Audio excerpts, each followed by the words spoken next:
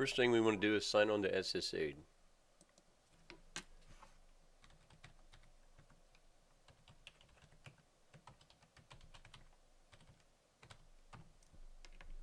Once we're signed into the administrative password and administrative page, we're going to, first thing you have to do in SSAID is create a client. The client database consists of the client's name, address,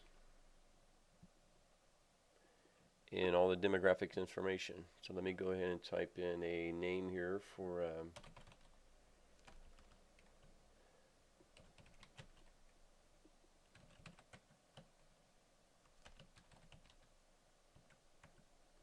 street address, zip code. Okay, this will take us to the next page. From here you can enter the pertinent information. As we go across here, some clients, some senior centers set up their clients in zones. You can do that. You can do a priority here. There's a priority list you can use. The priority is, I know one senior center uses it for home delivered meals. They can be a priority 1, meaning they have to get their meals.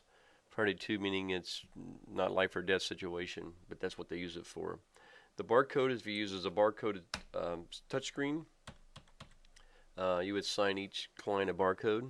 If you have multiple branches in your senior centers, many senior centers, you can set up branches. You can set up their emails, clients' emails, and send them email messages as far as newsletters and things like that. If they have a different mailing address, you can enter the information here. The home phone number, their cell phone, if they have a fax number. The birth date's very important. That's one field that we require you enter the birth date for demographics, persons, and recording purposes. Okay. The confidential meaning this client doesn't want to see their name on any newsletter or any media. Social media meanings, if you check that, that means they do not want to be seen on Facebook if you take pictures in your senior center. We track the last 4 digits of Social Security number if you want to track that. If you want to track whatever county they're in, township, community, the race, ethnicity, the American, or whatever they are here, the drop-down boxes. You can provide that. Donation, if they like to donate, you want to keep track of that. Their spouse name, you can keep that track also. Their marital status, if they're married or divorced or whatever. If they have a housemate, if they have their companion, they live with the children, you can define this also.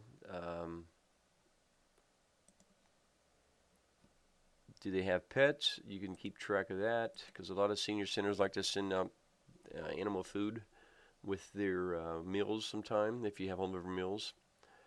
How many people live in a household, their income, their monthly income, if they're low income, if they're a provider of homemade, meaning this client may be also a person that cleans houses or does homemaking, we can track it this way. Special notes, we have some funding here that they may be under. We can add more funding. These are just numbers that they're assigned. If they're handicapped, we like to keep track. If they're oxygen or on their scooter or whatever.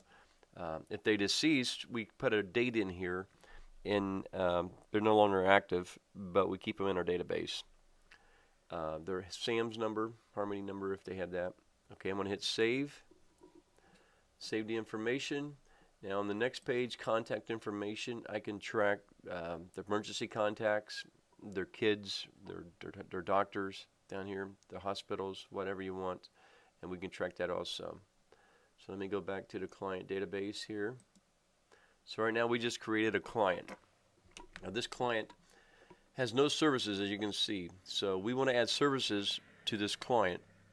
So to do that, you would hit the service button, and here are the services that this client can have. Okay, we know this client wants to be a Congregate meals person, so we're going to click Congregate meals. We add. We do this one time. We set up this record. And this just tells you the day that they started Congregate meals, if they stop, a reason if they stopped, if they're what their funding is to paying for the congregate meals, part of the congregate meals, if there is such a thing.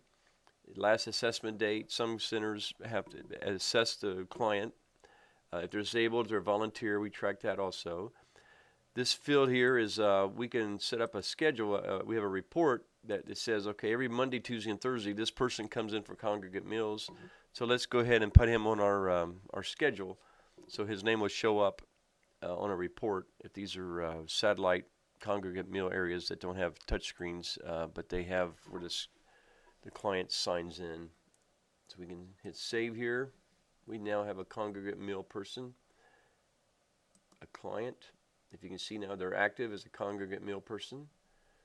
If I go back to the home page, if I do a search and I go under congregate meals, I bring up active, that will bring me up every active congregate meal person, and we have quite a few there.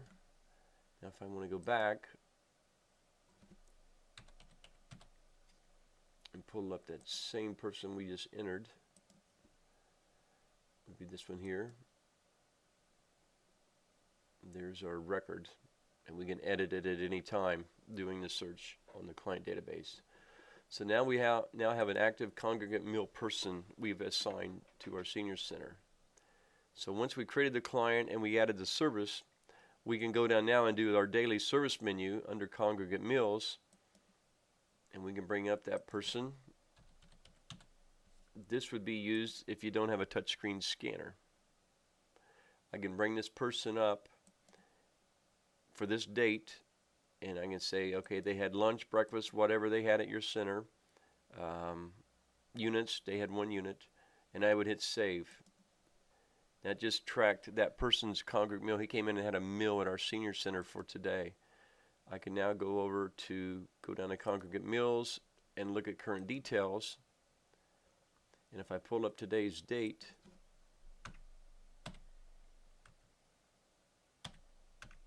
I can see everybody that's came in and either scanned their card or else was entered manually.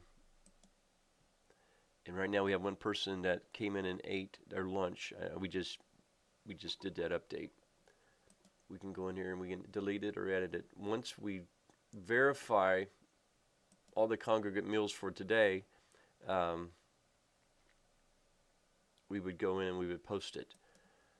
I'm going to go into the touch screen here, and let me see if I can bring up that record. Okay, this is what it would look like under congregate meals. I would just say congregate meals lunch, and I would hit enter, and that would log it also. So we just did it with a touch screen, and we did it manually. So we've added the client, we've added congregate meals, we went in and we manually entered them having a congregate meal, or we used a touch screen.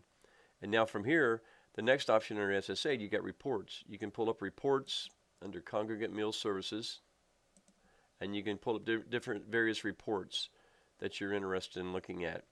I would say go out and get familiar with any reports. If there's not a report that you need, we can create that for you here at our office, SSAID. But from here you can do any kind of reports you like, and then you can also go under billing, and under congregate meals you can pull up, I don't know if I've got anybody out there, you can pull up total number of units and branches, again, a bit for billing purposes.